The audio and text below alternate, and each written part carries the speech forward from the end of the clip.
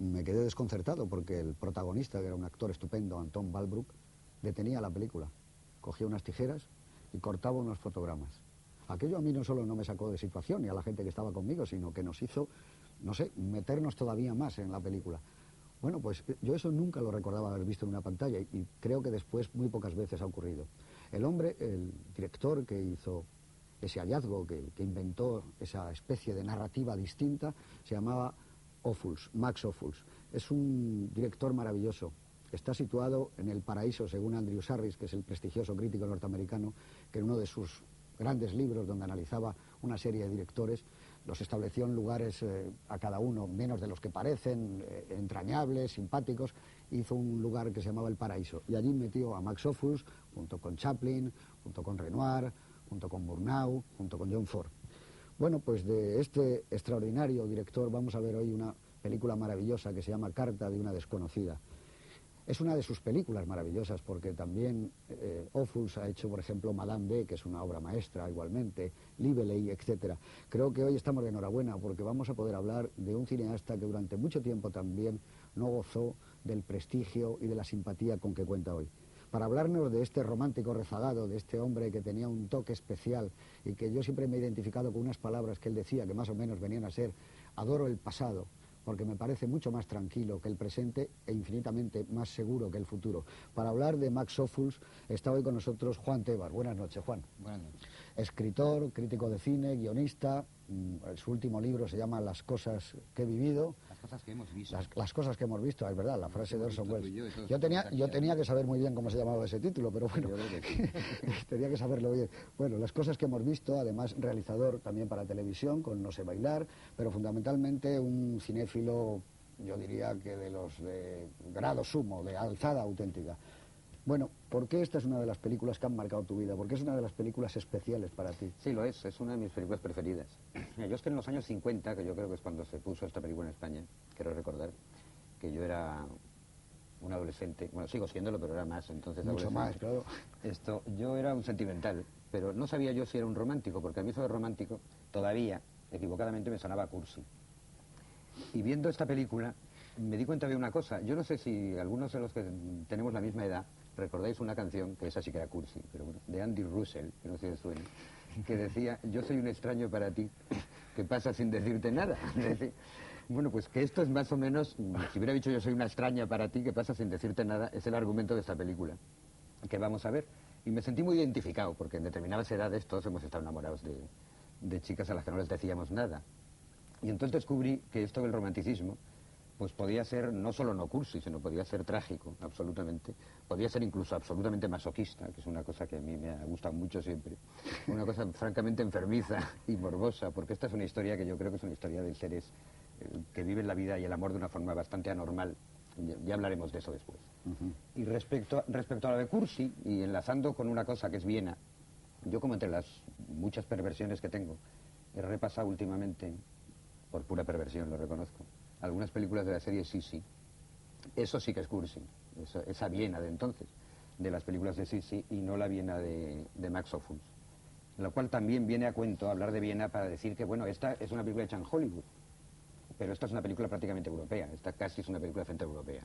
No solo porque Max Ophuls era centroeuropeo, bueno, era un hombre de frontera, era medias... Sí, del Sarri. Exacto, era medio francés y austríaco, y alemán, elegía la nacionalidad según le interesaba y según los movimientos históricos del momento.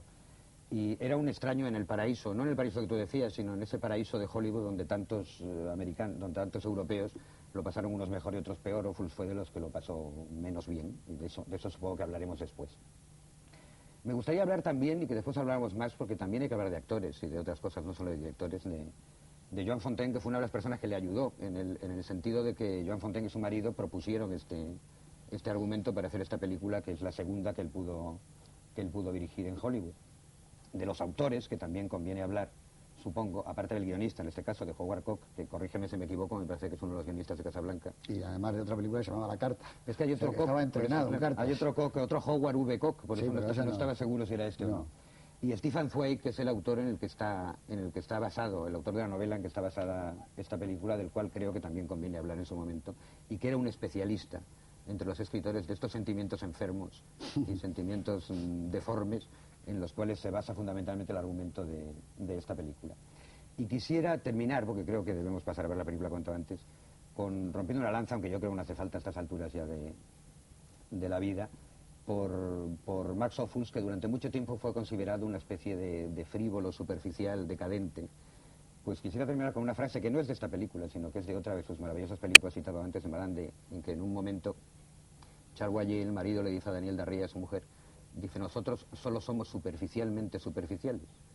O sea, debajo de la superficialidad hay, como en toda la escuela de Viena, yo creo que ahora algunos de los espectadores todavía tienen tiempo de ir a ver una exposición espléndida de pintura de la escuela de Viena que hay en la Fundación Juan March, donde se puede ver claramente, sobre todo en Kokoschka y en algunos de estos pintores, el drama y la tragedia que se esconde detrás de una aparente superficialidad. Y luego, diciendo una frase de otro escritor al cual también adaptó Max Ophuls en otra ocasión, que es de Maupassant: vean ustedes esta película, que aunque es una película antigua y ustedes tan terriblemente modernos, decía Maupassant, seguro que a pesar de eso les va a gustar. Bueno, pues muy bien, yo creo que has presentado estupendamente la película y sobre todo abriendo las ganas para nuestra audiencia. Y nada más decir que junto a Juan Tebar también nos van a acompañar en el coloquio que vamos a tener a continuación de que termine Carta de una desconocida, Fernando Méndez Leite, a quien ya le conocen ustedes, entre otras cosas porque estuvo aquí la semana pasada con Cantando bajo la lluvia, y espero que en varias semanas más. Muy buenas noches. Hola, José Luis. Y con Juan Cobos, y me voy a permitir decir que durante un tiempo, para mí Juan Cobos fue una leyenda. Muchas gracias. Fue el fundador de la mítica revista Film Ideal, de la no menos mítica revista Griffith, y uno de los más prestigiosos críticos que ha tenido España a lo largo de muchos años. Por cierto, tú también escribías en Griffith. Sí, sí. Cuando eras tan jovencito, como decías antes. Que también escribía en Griffith y también era una leyenda, Juan Cobos. Sí, sí. Yo sobre todo, y con esto ya terminamos, los números de Film Ideal donde había una fotografía y salía Juan Cobos o salía Miguel Rubio o salía cualquier otro de los críticos, a mí me daba una alegría enorme. Esa inquietud que yo tenía cada 15 días de ir al kiosco, cuando había fotos de ellos, para mí eran mucho mejores. Y nada más, nos vamos a ver inmediatamente la película, nos vamos a Viena, a una Viena crepuscular, 1900, está lloviendo y un carruaje se va aproximando hacia la cámara. Bueno, pues todavía con la maravillosa música de Franz Liszt en los oídos, ese estudio extraordinario y tan romántico y tan hermoso, pues hemos llegado al final de contemplar una verdadera maravilla de película que a mí reconozco que ahora acabo de verla con mis amigos y mis compañeros me ha gustado todavía mucho más. Antes de que empecéis el coloquio y digáis todo, que creo que hay que decir muchas cosas de Ophuls y de esta película y de otras muchas cosas más, quiero deciros que para centrarla en el tiempo, Carta de una desconocida, como sabéis, es del año 1948 y que en ese año ocurrió que asesinaron a Gandhi, que murieron Sergio Mikhailovich Eisenstein, Louis Lumière y Griffith, tres grandes cineastas, que también murió Frank Lear, que, bueno, empezaron de nuevo los Juegos Olímpicos en Londres, que Tennessee Williams ganó el premio Pulitzer con un tranvía llamado Deseo y que Camilo José Cela edita en España Viaje a la Alcarria. Y ya, si quieres tú mismo, empiezas, porque te he visto que te has quedado también sobrecogido con la película, ¿no? Claro, es una película que para mí tiene una carga emocional muy grande. Yo la vi adolescente, sin saber prácticamente nada de cine, en una cultura como la que teníamos, hecha de retazos, con enormes lagunas que eran siempre inconmensurables para todos nosotros, y de pronto, sin saber por qué, a mí aquello me gustó mucho, y solo conseguí ver en los cineclubs después aquella película que se llamaba Live Line, que era un antecedente de esta. Incluso hay cosas que no están en Carta de una desconocida que están allí, por ejemplo el duelo, que aquí ya no lo da, pero allí no lo daba antes allí. Y entonces vi que había un cineasta que a mí me empezó a interesar mucho, y por eso después seguí con mucho interés todo lo que había de otros. Empezaron a escribir gente como Truffaut y Rivet, y encontré las claves de algunas cosas porque me gustaba tanto. Por ejemplo, Truffaut y Rivet decían que Ophuls establecía una complicidad con sus personajes femeninos, que luego que es muy evidente en esta película como en todas las demás, y además que era un hombre que reflejaba cómo la mujer se entrega y el hombre se presta. Y así hace una serie de películas que se encuadran bastante bien en lo que se llama cine de mujeres, donde, como en la literatura popular de mujeres, el amor es la base de todo. Y los personajes, como pasa en esta, es la mujer que se sacrifica, que por el amor concede todo, frente a un hombre que realmente no sabe corresponder en ningún momento. Y eso a mí me maravilló mucho en una época en la que estábamos viendo unas películas la más de deslavazadas, y llegaban películas del año 37, 38, porque había estado la guerra civil y porque había estado la guerra mundial, y ahí empezó el interés por Ophuls, que tuve la suerte, muchos años después, de conocer a su hijo y de ser ayudante de su hijo hasta que tuve que irme con Orson Welles. Y fue esa que me dio la carta de libertad, como los futbolistas. Pero tú sabes que la película fue un fracaso en Estados Unidos. La película prácticamente casi le cegó la carrera a Max Ophuls, y tuvo que ser en Europa, que un crítico de la revista Sight and Sound estaba en un viaje en tren, precisamente, y se detuvo en un pueblecito, y allí estaban poniendo Carta de una desconocida. Él entró porque decía que era un fan de Jean Fontaine, entonces vio la película y se quedó asombrado. Volvió y hizo un pequeño artículo, y eso sirvió para que la revista Sight and Sound hiciera una campaña tremenda que permitió que en Londres estuviera 6 meses y que poco a poco la película fuera teniendo un gran auge. Y después es una de las películas, curiosamente, con Casablanca, más vistas por la televisión en Estados Unidos. Es una película de televisión. Eso quería yo subrayar, porque además Ophuls luego conoció una carrera bastante buena en televisión años después, y Ophuls escribía en una correspondencia que tiene con John Houseman después lo que había disfrutado viéndola en televisión. Incluso decía, es que esta era una película para televisión, porque la intimidad de esta película le va mucho mejor a la televisión. Y además no solo decía eso, sino decía una cosa que se dice poco ahora, sino normalmente se dice lo contrario. Él hacía votos absolutamente optimistas sobre el futuro de la televisión, donde podría ver la gente de una forma mucho más recogida y mucho más íntima determinadas películas como esta. Lo cual también está bien cuando tantas veces decimos, digo todos, eso ya está bien de ver solo las cosas en televisión, que hay que ir al cine, de lo cual es cierto. Pero que bueno, también tiene sus ventajas lo de ver Carta de una desconocida, como acaban de ver ahora los telespectadores en televisión, mucho más recogida íntimamente.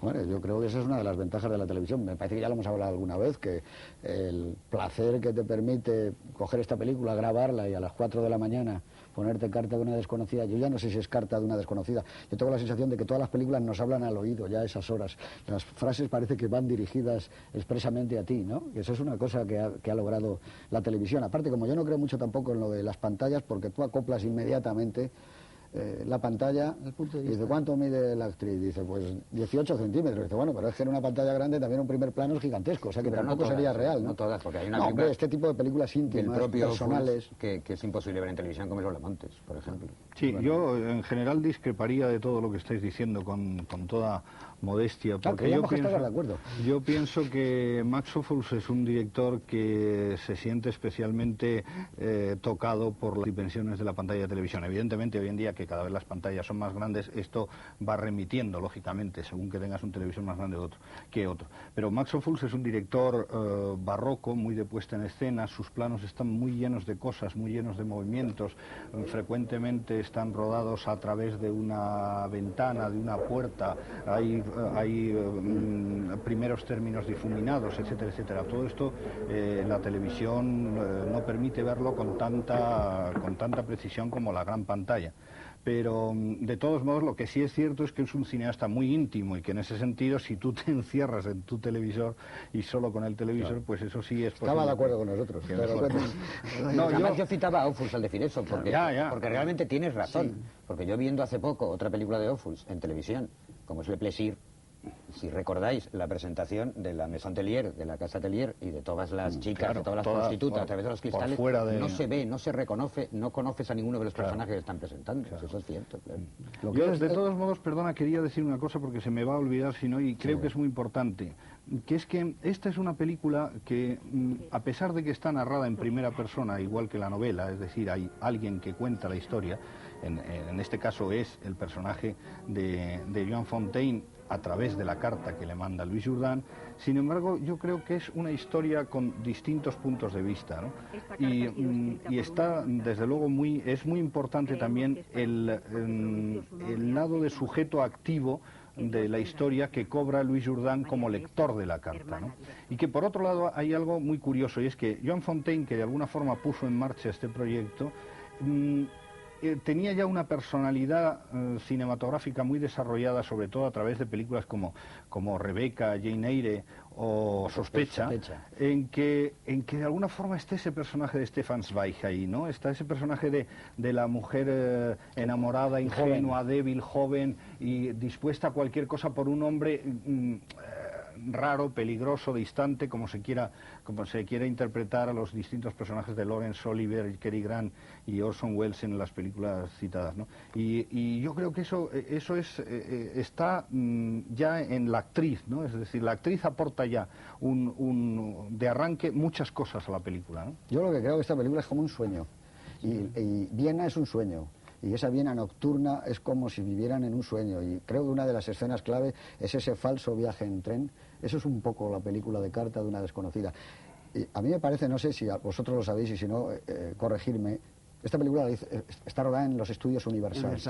En el decorado que se levantó para Sin Novedad en el Frente, que era el poblado europeo que ellos llamaban, y también me parece en parte de Frankenstein. Y tiene algo del misterio, aunque el trabajo es fantástico porque han hecho cúpulas que corresponden de verdad con Viena y se ve, vamos, trozos que pueden ser el Prater, pero tiene algo como de ensoñación, como vista a través de la niebla, de algodón. Es una película en ese sentido como un sueño. Un trabajo maravilloso de ambientación increíble. Yo creo que es un film europeo que accidentalmente se hace en Estados Unidos. Eso es evidente. Cuando decían el otro día los periodistas si iba a haber en este programa películas europeas, es que va a haber muchas películas europeas, solo que están rodadas en otros sitios, como hay muchas películas americanas rodadas fuera de América. Pero lo que es asombroso también es que, por ejemplo, Joan Fontaine, que efectivamente puso en marcha el proyecto porque su marido era vicepresidente de Universal y el presidente era Goetz, que era los dos yernos ya sabéis, de Mayer, eran el más listo, que era Selznick, y el otro menos listo, que era este, que no quiso trabajar con Mayer y trabajó siempre en otros sitios. Pero lo raro de ella es que en las memorias, que ella titula No fue un lecho de rosas, más o menos, que es una frase que la dice George Sanders a ella en Rebeca, que casarse con De Winter no es un lecho de rosas, le dedica exactamente 9 líneas a esta película, y en esas 9 líneas van incluidos nombres y demás. Lo único que dice que se entiende muy bien con el director, pero parece mentira que una mujer así no se diese cuenta de qué película había hecho. Bueno, es que el rodaje fue muy bueno y maravilloso hasta que quedaban 2 días, y entonces hubo una disputa entre Max Ophüls y ella, que al fin y al cabo ya era la protagonista, y como tú dices, su marido era el productor. Casi la productora, y entonces Ophüls le dijo, te estás comportando como una estrella al viejo estilo. Entonces ella abandonó el plató y durante 2 días no se pudo rodar, y gracias a la labor de John Houseman, que era un hombre con un gusto exquisito a nivel literario y a nivel de educación, pudieron terminar la película, pero ella ya nunca quedó conforme. Prueba de ello es que jamás volvió a trabajar con Max Ophüls. Yo creo que también es europea la película, pero hay 2 personas de un enorme talento en esa película, que es el guionista Howard Koch y el productor John Houseman. Los 2 vienen de Orson Welles. Eran amigos de los días marcianos, de cuando estuvieron escribiendo aquella adaptación de la novela que le lanza a él, ¿cómo se llamaba? La Guerra de los Mundos. Sí. Y quizá el que realmente plantea la película es el guionista. Él dice, el hombre que puede hacer esto es Max Ophüls, es el hombre que puede entender perfectamente este proyecto.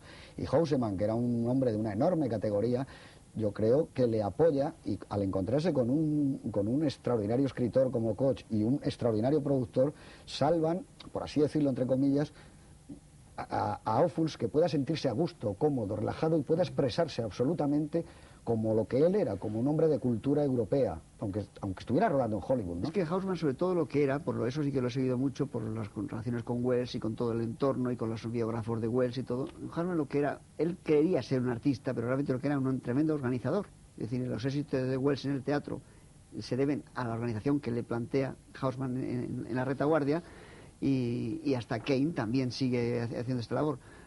Koch, sin embargo, que es un hombre que ellos rescatan del teatro, ha hecho una obra primera, me parece que en Chicago, que ha tenido un éxito limitado, pero que les gusta a ellos, lo contratan, que creo que lo cuenta además Houseman, por 50 horas a la semana, para hacer adaptaciones.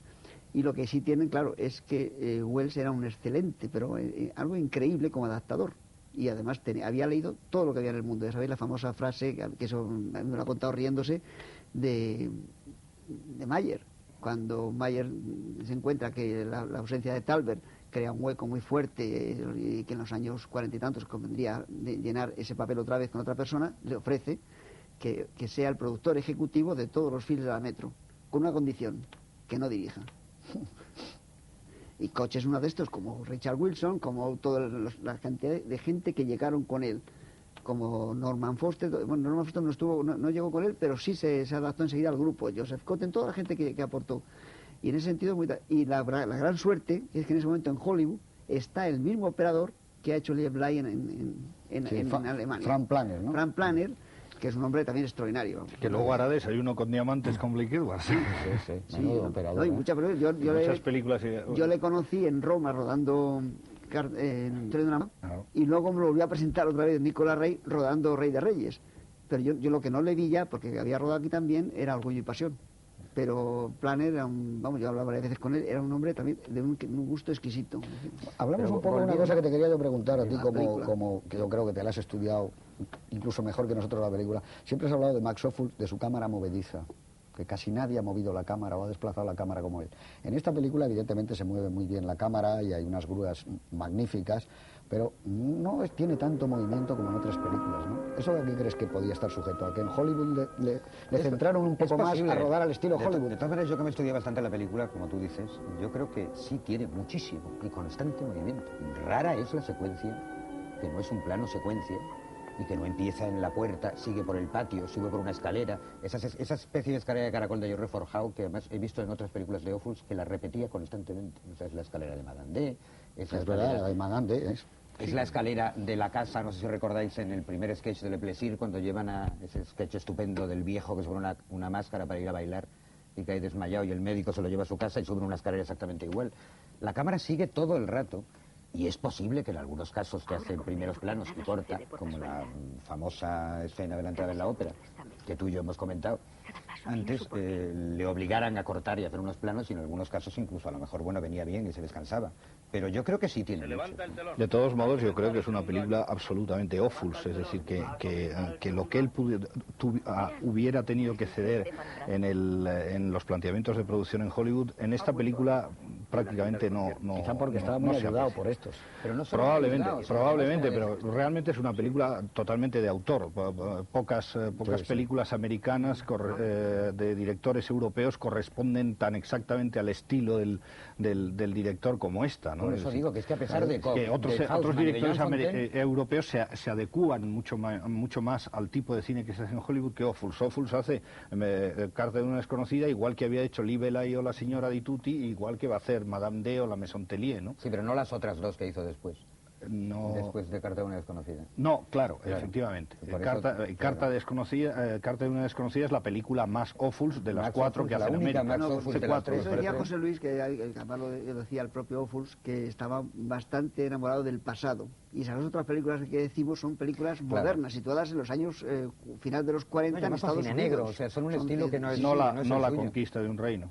Pero tampoco la conquista de un reino es tan Ophuls como Carta de una desconocida. Bailes, duelos, carricoches. Más Max Ophuls. Ese es Max Ophuls. Pero lo que decía es que igual que se decía que hay un guionista, Howard Koch, que hay un proyecto de John Fontaine de su marido, que hay un productor que es John Houseman, es una película que si todo esto no existiera y nos dijeran que se la había inventado Max Ophuls y era un proyecto de él, por supuesto. Vamos, es que, quiero decirte, está Viena, está Stefan Zweig, está la marcha de la Bestia, los coches de caballos. Están los coches de caballo, el tranvía de Viena. Tienes razón tú en lo que has dicho de que es una Viena fantasmal, absolutamente. O sea, hay un momento en que se ve a lo lejos la catedral y otro momento en que se ve la noria del Prater, que son espectros de la noria y espectros de la catedral. Es como un sueño la película. Es como Viena soñada en Hollywood, posiblemente. Es la mejor definición, sí. Pero ahora tú has dicho una cosa, y yo estoy absolutamente de acuerdo contigo, sin que sirva de precedente, que es un autor, evidentemente Ophuls. Pero hay un texto muy bonito de Howard Koch, donde él además reconoce que la parte de guión que más le gusta a él, y que a mí también me gusta, fue cuando él le dijo, estos diálogos son muy bonitos, pero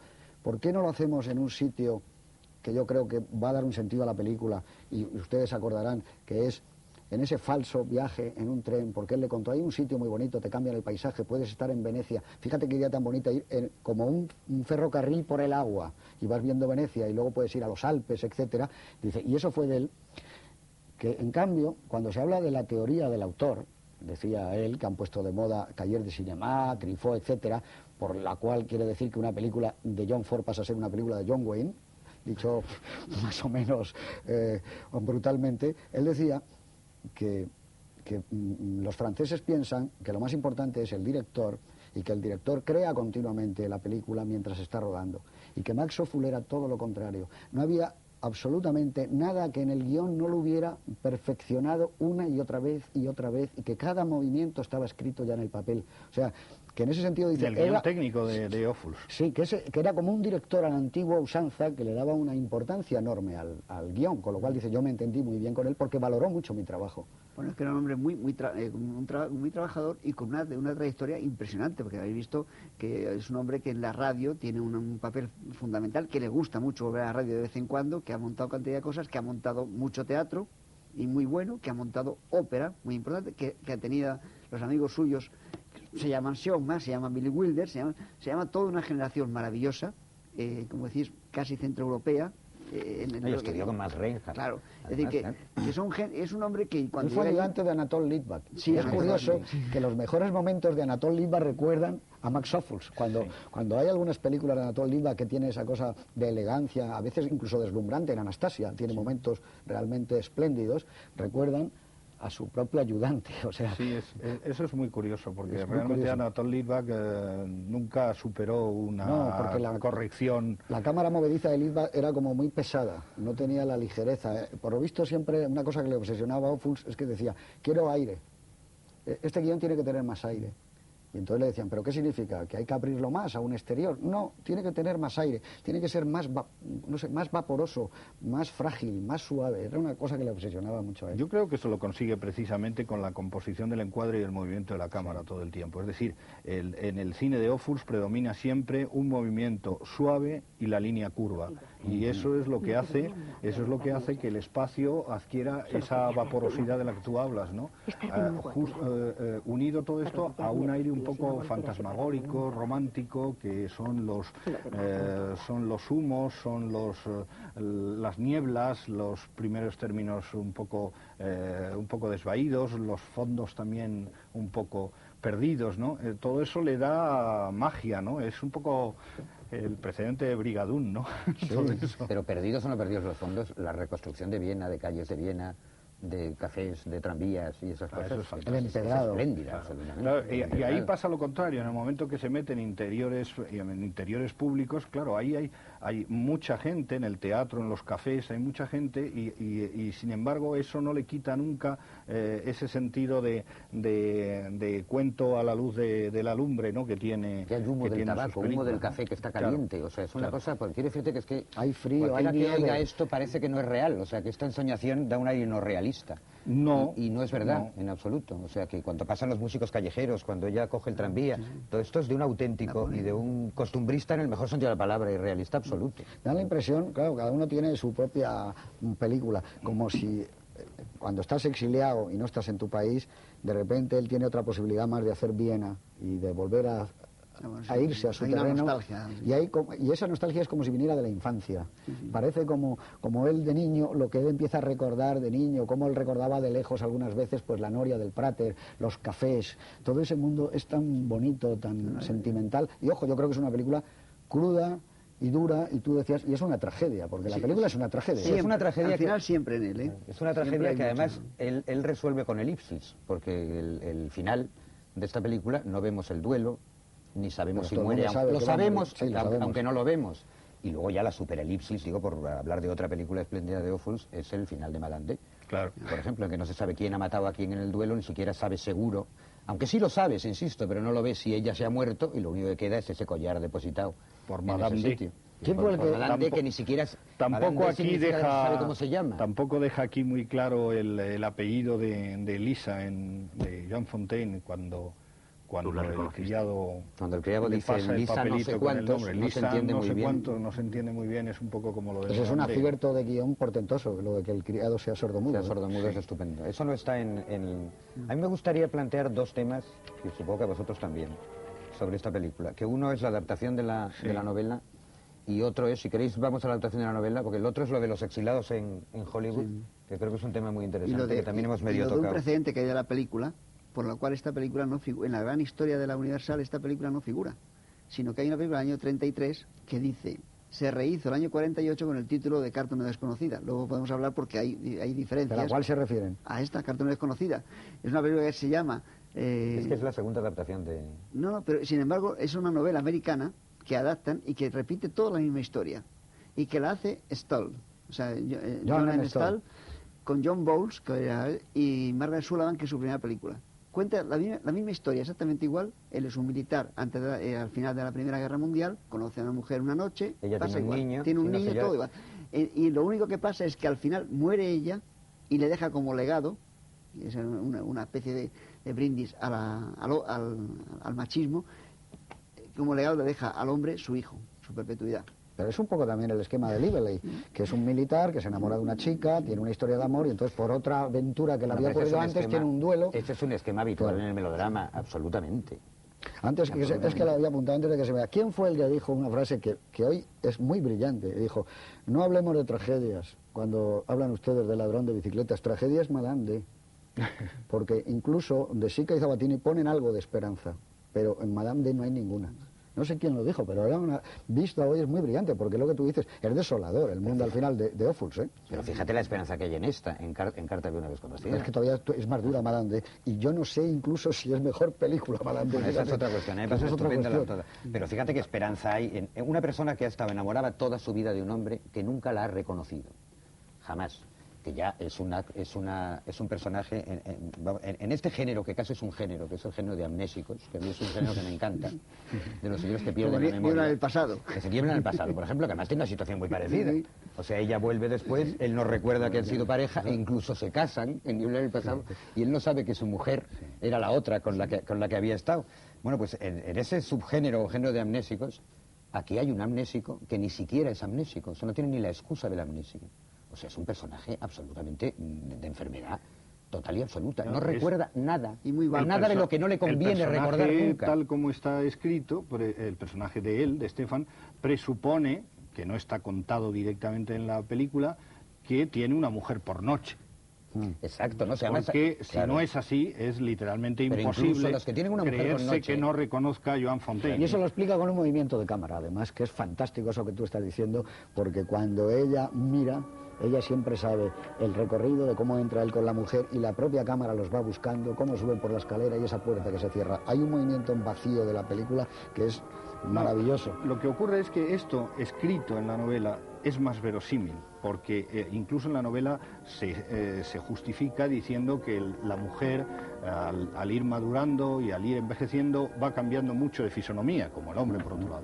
Pero claro, en el momento que esto lo objetivas y pones a una misma actriz, que incluso cuando tiene 13 años es la misma que cuando tiene 28, es más difícil de creer en imagen. De todos modos, esto yo creo que está muy bien resuelto en la película. Pero le da una carga de anormalidad al personaje. Por supuesto. Esa no verosimilitud. El personaje de Louis Jourdan, que me parece que es interesantísimo. Sí. Cuando está a punto de reconocerlo a la salida de la ópera, que dice, estoy loco, eso es muy o la he bonito. Visto, hace un esfuerzo con la cara, como de un enfermo que se quiere quitar algo de encima, que a mí me parece apasionante. Eso es muy bonito. Algún día yo defenderé públicamente la tesis de que Louis Jourdan era un gran actor, que es una cosa que habitualmente no se aquí reconoce. Está estupendo. Aquí está estupendo. En Gigi está fantástico. Es decir, cuando Louis Jourdan ha tenido un personaje, lo ha defendido como... Gigi es una película que quiso hacer Ophuls. Se la propuso a Houseman cuando ya estaba fuera de Hollywood. Hubiera hecho una película muy distinta. Por cierto, cuando ella sale, en la escena que tú te refieres, cuando ella sale de la ópera y se vuelve a encontrar con él, está sonando la música de Mozart. La flauta mágica. Y de repente desaparece esa música en el hall, prácticamente, bueno, fuera de eso, y entra la música de Daniel Amfiteatrov. Eso es muy curioso porque dice Ophuls, que estaba en el montaje, y entonces cuando le metieron la música original de la película, dijo, pero bueno, si se está oyendo a Mozart. Salvo que en ese momento el director de la orquesta de la ópera se dé cuenta de que Joan Fontaine y ellos se van a reunir y haya que meter otro tema más romántico, porque si no, no tiene razón de ser. Y es muy curioso porque es verdad. Bueno, claro. eso es una de las mentiras habituales del Claro, cine. pero lo explicaba muy bien, ¿no? Porque dice, debe ser que el director de la ópera en ese momento sabe que se están reuniendo ellos dos y dice, vamos a ir fundiendo la música de Mozart y que entre el tema de ellos. Aunque el tema clave de la película es el de Liszt, es el piano. Hay una presencia de la música en esta película, porque han hecho los guionistas, y al decir los guionistas, digo porque Ophuls colaboró bastante con Cocke en esta adaptación.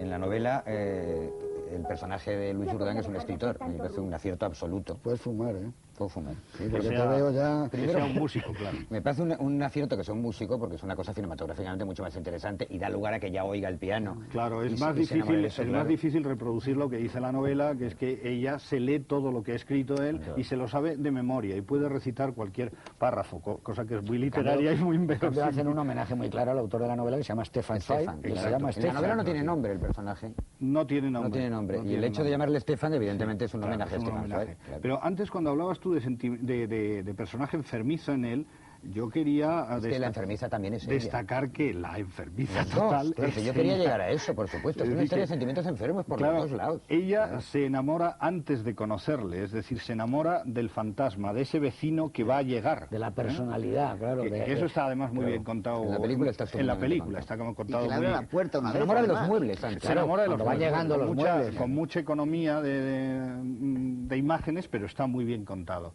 Pero claro, en la novela está muy explicitado. Hay un momento en la novela que dice: la primera vez que soporté la persistente condición de mi destino, el que nunca me hayas reconocido, el que vaya a morir desconocida.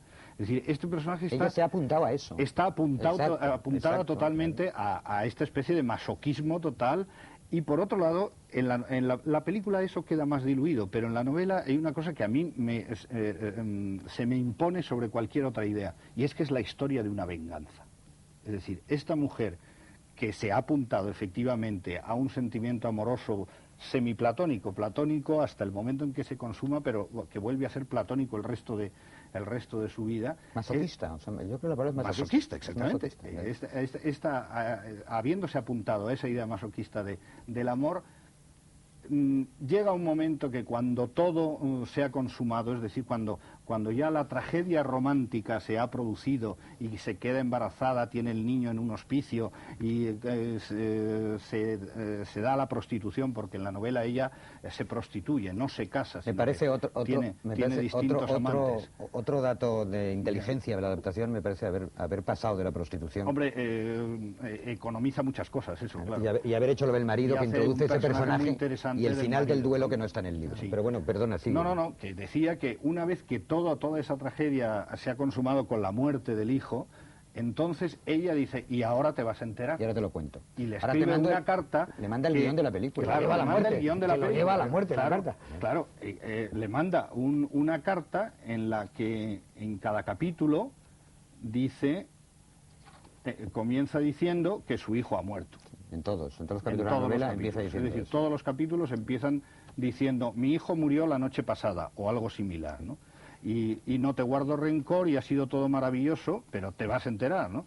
Y hay una parte al final, no al final, que dice: no me quejo ni te reprocho nada en absoluto. Te quiero tal como eres, ardiente y olvidadizo, generoso e infiel. Te quiero tal como siempre has sido. Volviste mucho antes de aquellos 2 meses. No me llamaste, no me escribiste ni una palabra, ni una sola palabra. Y así termina el capítulo. Es decir, es un reproche absoluto, ¿no? Es decir, que yo veo esta historia, tal como está contada en la novela, como la historia de la venganza de una mujer que ha querido, Que ha además, elegido ser víctima. que ha elegido ser víctima. Porque ¿por qué en ningún momento le dice: oye, yo soy aquella? Las novelas de Stefan Zweig, todas, prácticamente todas, son historias de ideas fijas, de obsesiones, de lecciones masoquistas en la vida. Pero todas, o sea... Yo hay una cosa que quería plantearos en la adaptación, ya que estamos con el tema. A mí hay una cosa que es lo único que me chirría en el trabajo de Howard Koch, que a mí me parece que es fantástico, o sea, de esos que uno se cortaría el brazo por poder hacer alguna vez un guión así. Y es que sobra, ellos tienen sus, como tú dices, se consuma el amor de ellos. Yo creo que se consuma según el movimiento de cámara de él, cuando entran en el departamento del tren. Yo creo que es la primera vez que ellos hacen el amor, porque hay un plano muy sostenido y luego él aparece otra vez y dice: a cualquier sitio, y se pueden quedar allí mucho tiempo. Pero lo que me extraña es que después de que él la lleva a su casa, él queda con ella para comer al día siguiente, que él aparezca en la tienda y que le diga: lo siento mucho, no puedo ir a comer contigo porque me voy, pero vete a despedirme a la estación. Y ella vuelve a la estación, es decir, que si hubiera quedado solo en esa noche, él lo podría olvidar más fácilmente, pero no. Él va incluso, que a lo mejor su personaje no tenía que haber ido a la tienda de modas a decirle: oye, lo siento, no Porque yo podemos creo comer. que él se En la enamoró de novela- ella. En la novela hay 3 noches seguidas. Y después... Pero es más difícil que la olvide con esos pasos que él está dando. Salvo que es un personaje enfermo. Quiero decir que él tiene una mujer por noche, pero esta mujer le importa. Vamos, él tiene una mujer por noche e incluso hay una frase casi simbólica cuando en esta secuencia tan bonita del tren él dice que escala montañas y le dice, cuando subes a lo alto de una montaña, ¿y qué? Entonces me bajo. Porque dice, yo cuando he terminado con una señora la dejo. Pero él a esta no la quiere dejar. Lo que pasa que él tiene que seguir siendo él. Y de hecho, seguramente ese viaje, yo entiendo que es que verdad. eso lo explica mucho mejor eso que acabas tú de decir. Ese Él debe de seguir, tiene que seguir siendo él. Sí, porque todos los melodramas funcionan sobre la regla Más que del se destino. olvide. Y esa frase repetida luego por el niño, además de 2 semanas, que en la novela son 2 meses, se entiende un poco más, que ella recuerda cuando el niño le dice 2 semanas, que es lo mismo que le dijo él, y ya no volvía a saber de él. Eso que de alguna manera es convencional, es una parte de la regla de oro del melodrama que responde a esas cosas, como en otro programa, en otra sesión de este programa decía Muñoz Molina respecto al mito, que cuando hay reglas tan fuertes y tan establecidas en un género, funcionan mucho mejor las cosas y hay que aceptarlas, porque arrastran a la historia de una forma muy sólida. Yo creo que sí. Por eso yo pensaba que si hubiera habido, por ejemplo, un fundido en negro, una disolvencia, cuando ellos se abrazan precipitadamente, con esa cosa tan bonita que tiene ese beso tan nada más entrar en la puerta, él ya la besa, bueno, hubiera sido más creíble que él la ha olvidado, pero cuando él se preocupa de ir a buscarla y decirle, es que él no quiere puedo olvidarla, comer, ni piensa seguramente claro, que la pero va a eso aclara olvidar. mucho mejor, yo creo, lo que tú estás diciendo aclara mucho mejor el personaje que el Él guión. no tiene más remedio que ser ese señor que olvida, incluso cuando no quiere olvidar. Y de hecho, en la ópera, en el otro encuentro después, hace auténticos esfuerzos físicos, incluso con la cara por recordar, y no puede. En Porque él es cambio, incapaz de recordar. lo que es Por eso digo que maravilloso son enfermos, es que el estos criado es el que la recuerda perfectamente. El criado es un personaje espléndido. De todas maneras, hay una cosa en eso que estáis hablando que le permite al director, llama Sofus director, un ritornello, es decir, duplicar una escena, que es en la estación pierde al amante y en la estación pierde al hijo. Y además es bastante parecida a la planificación y la verja y todo. Y ahí ha perdido a los dos. Sí, que además son los dos temas que están unidos precisamente en esa primera escena de la estación, cuando Luis Jourdan se va y ella se queda sola, ahí hay una disolvencia y va apareciendo casi como un precedente involuntario, por supuesto, de Vértigo, la monja con la toca de la caridad, ¿no? Hay un traveling lateral. avanzando además eso es precioso, porque en hasta el que no hospicio termina, en donde ella está dando a luz, no termina no sabes qué pasa con esa monja. Claro. Si es que ella está enferma, si es que él está enfermo y por eso no la ha escrito.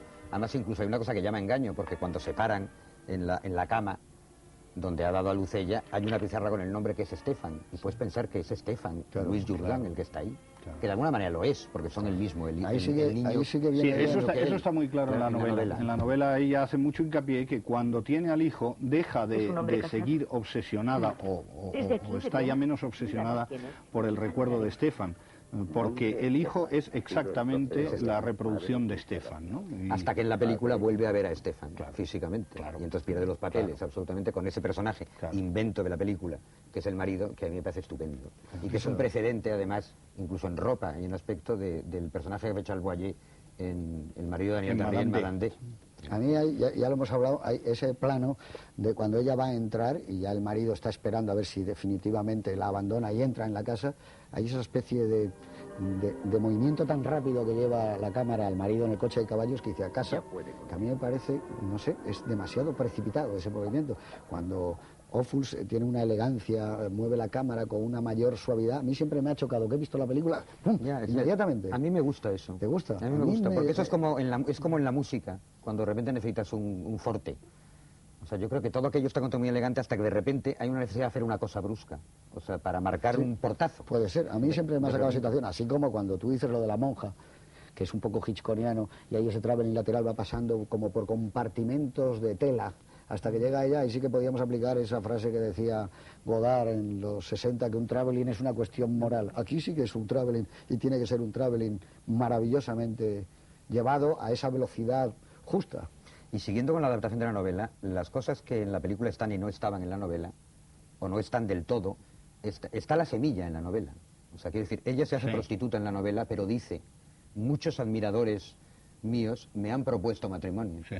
O sea, y de ahí está la idea de, por ejemplo... Hay una historia en la novela que es muy bonita, que es que ella tiene un amante joven con el que lleva viviendo 2 años y con el que tiene una cierta estabilidad sentimental. Y de pronto ella se encuentra en un café, en un cabaret, y abandona esto. con Stefan, y abandona al amante, le deja tirado allí inmediatamente y se va sin coger siquiera el abrigo, sin coger siquiera la capa, ¿no? Y se va. Y en el final de la novela, si recuerdas, además, bueno, la tenemos aquí, no hay duelo, ni hay muerte del personaje de él, pero sin embargo, hay una frase en que dice, le llegó como un aviso de muerte y un signo de amor inmortal. O sea, quiere decir, ese hálito de la muerte, desarrollado luego con el duelo por los guionistas, está en el libro. A mí eso es lo que me parece interesante, de verdad, en una adaptación seria. O sea, el de 3 frases o 3 palabras en una frase, inventarse historias. Lo que pasa es que luego va... Pero es fundamental, porque entre otras cosas Luis Jourdan nunca tendría un diálogo, nunca tendría desarrollo tal como está... Lo que pasa es que a mí me ocurre una cosa muy curiosa con Carta de una desconocida a nivel de Max Ophüls, director, y es que yo siempre tengo la sensación de que he visto el duelo. Sí, ¿no? pero eso es porque has visto otros duelos en películas. Sí, probablemente, ¿no? visto y otros duelos de Max Ophüls. Pero tú tienes la sensación que aquí él muere y que has visto el duelo y ves esa neblina que está empezando el día a despuntar en medio de la bruma. El fatalismo de que en ese duelo además va a morir está dado desde la primera secuencia. Ya los amigos dicen, esperamos que se marche, Así que porque el otro es mucho mejor que pero lo es un profesional, es un... Y además Luis Jourdan se despide del criado de una forma comedidísima y maravillosa, porque se está despidiendo para siempre. Y al final de la mano. Pero además haber visto que cuando todavía ella está indecisa, vamos, ella está decidida, pero el marido piensa que no. Si lo haces. Entonces, en No ese podrás plano que entra volver en la nunca. casa, a él le coloca, junto con un fondo de panoplia de armas, Ajá. y a ella la deja a su izquierda, de otra forma, y ya no está diciendo lo que pasa ahí, que es un Te advierto tirador, que que es un haré hombre todo. acostumbrado, mientras que en casa de Stefan no hemos visto nada más que las partituras, las porcelanas, pero no, Libros, nunca, ese nada. busto de una diosa que Sabemos explica él, que son- pequeñito. que no hay por ahí. posibilidad ninguna de... Lo que está claro que películas como estas, esto cuando se dice esto sí que eran las películas de antes, es muy difícil.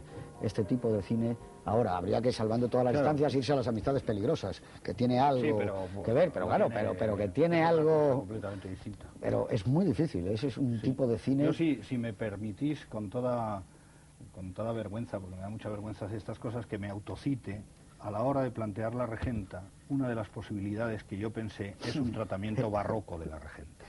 Y me he acordado ahora por lo del duelo y por lo de que hay uno de los personajes que va a batirse en duelo que sabe que es inferior a otro, ¿no? Aunque luego lo que ocurre es lo contrario, pero porque el superior se deja matar, ¿no?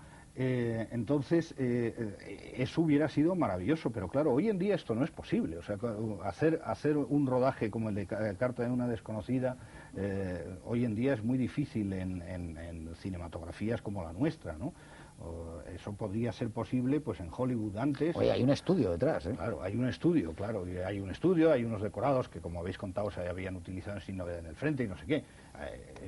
El hacer simplemente un decorado en el que la cámara pueda subirse en una grúa y hacer lo que le dé la gana, ¿no? Pues es... O tener esa distancia... Son historias que sugieren y potencian un tratamiento mucho más recreado, ¿no? Porque incluso de noche dices, bueno, hay mucha Viena nocturna, quizás es más fácil, pero cuando estamos a plena luz del día, cuando la marcha Radetzky, o en esa escena tan bonita que están limpiando las alfombras, ¿no? Están como, o mareando la lana, eso, y tú estás viendo, claro, y ahí ves como 1 kilómetro de, Que es lo que le de fondo permite, decorado. es lo que le permite a Joan Fontaine ver la casa, que es uno de los momentos iniciáticos más maravilloso de importantes de ella. Y que está Oler muy la subrayado casa, también en la novela. claro. Pero eso es un tipo de Sí, cine... hay un momento en la novela en que ella habla de que chupa las cerraduras o algo así, es una cosa que coge las colillas de... Fíjate si es la historia de una obsesión, Claro, de una idea claro, fija, es absolutamente. Pero, vamos, desde el punto de vista técnico, y claro, es un momento del cine que todavía es posible, que es que el estudio, bueno, habéis conocido los estudios de la Universal, y todo, es que puede rodar interiores, exteriores, lo que quiera, dentro de un recinto controlado, de sonido, de visitantes, de todo. Y ahí se puede construir el interior, el exterior, la noche, el día, lo que quieras. Lo cual es una ventaja inmensa, claro. Y Pero era todos, cuando y había todos esa los cosa. días dejas preparado el primer Todo, plano el día siguiente, y ahí iluminado el decorado, Claro. y Y claro, lo que modificas es decir, quiero Viena o quiero Salt Lake City, como claro. puedes hacer, claro, pero que lo puedes hacer igual, porque puedes hacer, John M. Stahl ha rodado Backstreet y todas esas películas, Usurpadora, y lo que el talento es modificar un poco, pero claro, tú tienes todo preparado. Ahí tienes la colina todavía, con Claro. lo de Psicosis, ahí está Claro, todavía, y lo de Tiburón y tal, y no hace falta, mira, porque hay espacio por todas partes. Claro. Y ahora he visto que la visita es asombroso, que te pueden hacer prácticamente una torre entera de agua cayendo, y te la hacen para tocar milimetrada cuando pasa cada visita, que pasa cada 20 minutos o una cosa así. Oye, deberíamos hablar, si no os importa, de esto que había planteado antes también, que es lo de los exiliados en Hollywood. Porque el caso de Ophuls además es muy especial. O sea, el caso de Ophuls es un hombre que llegó y se pasó 4 años sin trabajar, llevando currículums a las productoras y llamando a puertas que no se le abrían. Y una historia tremenda, un hombre que había dirigido ópera, que había dirigido teatro, que había sido actor importante y Y lo director. pasó muy mal él con su familia, que como ya sabéis, era muy bonito, él fue con su mujer, su hijo pequeño y su amante. Y entonces, Sí, él dijo que en eso era igual que en Hollywood, que él creía que como tenía mujer y amante, como todos en Hollywood, que estaba muy bien preparado para encajar. Claro, la amante, que me parece que era pintora, también venía huyendo de los nazis, claro, no la iba a dejar, como él decía. Entonces, iban incluso a las recepciones juntos, lo cuenta Howard Koch. Y entonces, con una civilización portentosa. Este hombre, que además él lo define como no muy atractivo, dice, siempre tenía el humor y un poco los ojos de Peter Lorre. Lo recuerda así Howard Koch. Pero en ese sentido, a mí me parece que le fue tan mal como le fue a Renoir y como le fueron a todos estos. No, le fue peor. Pero Renoir tuvo... Renoir hizo más películas, tuvo que acabar marchando. Pero no es un problema de número de películas, sino de sufrimiento. Yo creo que fue el Estuvo mismo. parado 4 años, ¿tú te imaginas? Además que Renoir atravesó España, como lo recuerda en la memoria sobre su padre, atravesó España con otro de los pintores amigos del padre, de los famosos, atraviesan España con una serie de telas en la vaca del coche y llegan hasta Portugal y de ahí embarcan para América. Entonces, una parte de las colecciones que hay de Renoir en América fueron llevadas por el propio Renoir, que podía vender cosas de su padre, como muchos otros. Y además no que podía luego- vender muchas cosas. Y Renoir luego vivió en Estados Unidos sin hacer cine muchos años. Y además tenía una madre americana, Renoir. Hubo gente que se portó muy mal con Ophuls, además. tampoco o sea, vivió como por bien en ejemplo- Hollywood Buñuel, por ejemplo. No, fíjate No, cómo pero fue son lo de muchos, Buñuel. seguramente. Todos. Buñuel no hizo películas en Hollywood durante el tiempo que estuvo trabajando allí en la Warner, era, ¿no? Como- Sí, Y eso que entre ellos se solían ayudar. Además versiones españoles. Unos ayudaban y otros se Había desayudaban. un fondo de resistencia, Pues creo, eso que es. es por lo que Ophuls primero recibió y luego cuando ganó dinero, porque luego, claro, en 3 años, me parece, en 2 años y pico, hace 4 películas. Y él aportó a su vez a ese fondo, aunque ya la guerra había terminado. ¿Y cuál sería el momento para ti de la película? El instante. El instante, porque si es un Bueno, momento la largo... secuencia, el no, plano. hay un instante que a mí me gusta muchísimo, Que luego es casi al final nuestro de la amigo película. Bustos lo va a poner. Que es casi al final de la película, que es cuando ha leído ya la carta a Louis Jourdan, ha venido ya, ha hablado con el criado, se ha oído el ruido del carruaje, que es la llegada de la muerte, absolutamente, entonces ya se decide a ir al duelo, baja las escaleras, atraviesa la puerta, se va hacia el portal y cuando llega al portal se acuerda. Es la primera vez que él se acuerda de algo. Porque antes se ha visto unos planos de flashbacks que son como que él ha objetivos. recordado gracias a que ha leído la carta. En ese momento él se para, se da la vuelta, mira a la puerta y en la puerta aparece como un fantasma. Absolutamente. Joan Fontaine, en la primera vez que se vieron, que él casi ni la miró porque era una niña. Y luego se desvanece, como un fantasma. Él sonríe porque se ha encontrado con ella y se va a la muerte, que seguramente es estar juntos. A mí ese momento me gusta ¿Y muchísimo. el tuyo? Yo creo que es un momento que además el propio Ophuls recupera después, que es cuando ella sale de la casa de modas, como todos los días, para acercarse a lo que llama su único hogar, que es la casa donde vive él. Está en esa esquina esperando, pasan los cantadores callejeros, al momento aparece él, se dirige a dar una propina a sus colegas músicos y al echar otra vez para atrás la mirada, la descubre a ella allí recogida en una esquina. Para mí es un momento espléndido porque dice casi todo sin una palabra.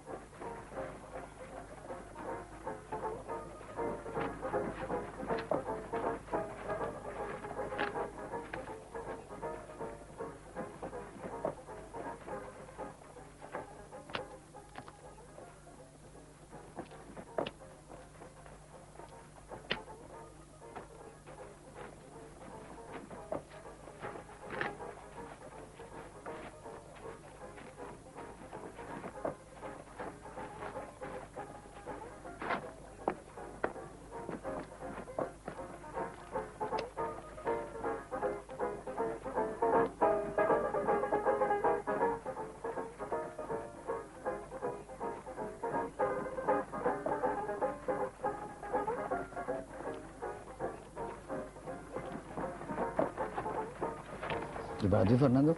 Pues yo creo que, gustándome mucho esos dos momentos que dicen Juan Tebar y Juan Cobos, yo creo que también en la parte final de la película, cuando Luis Jourdan se queda solo, acaba de salir, acaba de leer la carta, y entonces se acerca el criado mudo y Luis Jourdan le pregunta, ¿la recordabas?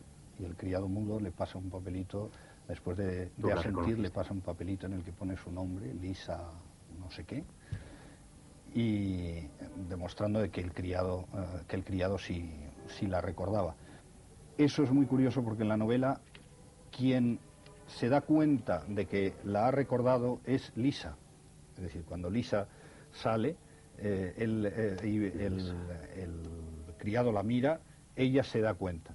En la novela está contado desde el punto de vista de ella, en la película está contado desde el punto de vista de Luis Jourdan. Esa es la idea que le han dado los guionistas, de aprovechar que el criado se acuerda y contarlo luego de esa forma. Fíjate además el criado que se supone que cada noche llevaba una cena.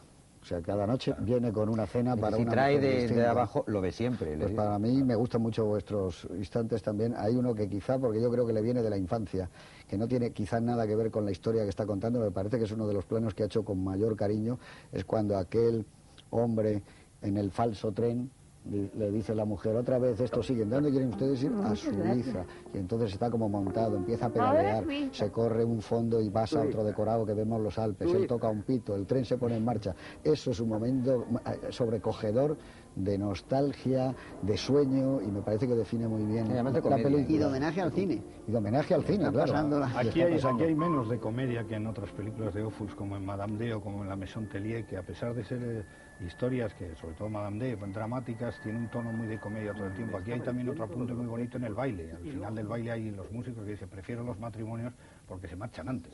Ya que me has dicho tú eso antes de Luis Jourdan, y es verdad, me voy a arriesgar yo contigo. A que está muy bien Charles Boyer en Madame D. A mí me parece que está espléndido, ¿verdad? En Madame D. No, yo diría que está muy bien Vittorio De Sica. Sí, Vittorio De Sica hace una especie de romántico ensimismado, francamente curioso. No, pero Charles Boyer está espléndido. Pero sabéis que Charles Boyer es el primer actor en quien pensaron para el personaje de esta película. Pasa que ya estaba mayor. Pensaron que estaba mayor y curiosamente que hablaba mucho peor el inglés que Louis Jourdan, que también era francés.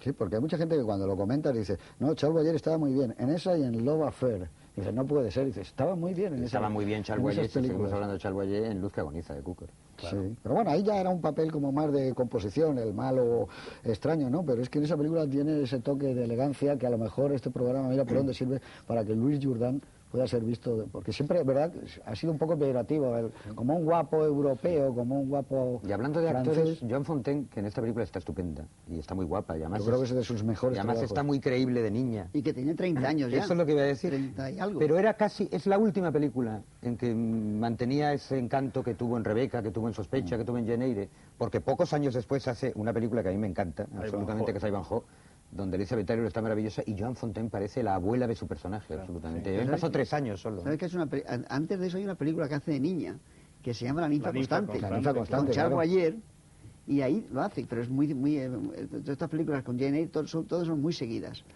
Y realmente ahí es apasionante porque es un hombre mayor enamorado de una niña. ¿Y cuándo Eso también le pasó a su hermana, Olivia de Havilland. A su hermana, a la que odiaba, ¿no? Sí, debe ser 50, 51 como mínimo. O sea, que esa es la época como de Ivanhoe. Pues ahí no está mal claro que no hace La tan ninfa jovencita. constante es anterior a Ivanhoe. La ninfa constante sí, no, esa es de Bueno, las es que eso que tú has 43, dicho- que además es del Lo que ha Limbach. dicho Juan Tebar es muy significativo porque en 3 años las actrices pueden dar un cambio tremendo. Lauren Bacall, de cuando era la mirada de look, no sé qué, maravillosa, cuando ya hace Mi desconfiada después es otra mujer, es otra persona, no tiene nada que ver con la chica de Y aún tener y antes, no en Cómo tener. casarse con un millonario, que es anterior a Mi desconfiada esposa, ya Parece que ha está- envejecido, ya ha es una envejecido. mujer distinta. Eso No, es se muy parece que está curioso. envejecido, que es lo que le pasa Sí, a pero Ivanhoe. era muy joven, tenía, Era muy joven, claro. ¿qué podía tener? Tenía 30 años, ¿no? 31 o 32 años. Y en cambio, fíjate tú, claro, de aquel movimiento de caderas que tenía en tener y no tener cuando cogen las maletas y se van, que eso era una cosa grandiosa, a esa película le pasa eso. También le ha pasado a su hermana, como decía Fernando, ¿eh? A Olivia de A Havilland. Olivia de Havilland. Olivia Havilland no se puede tener más cara de niña que Olivia Havilland en Murieron con las botas puestas. Y la Olivia Havilland de comienzos de los 50 ya es una señora... Mira la Pero heredera. es una señora mejor conservada, ¿no? Yo en eso no estoy de acuerdo. Bueno, y es la hija del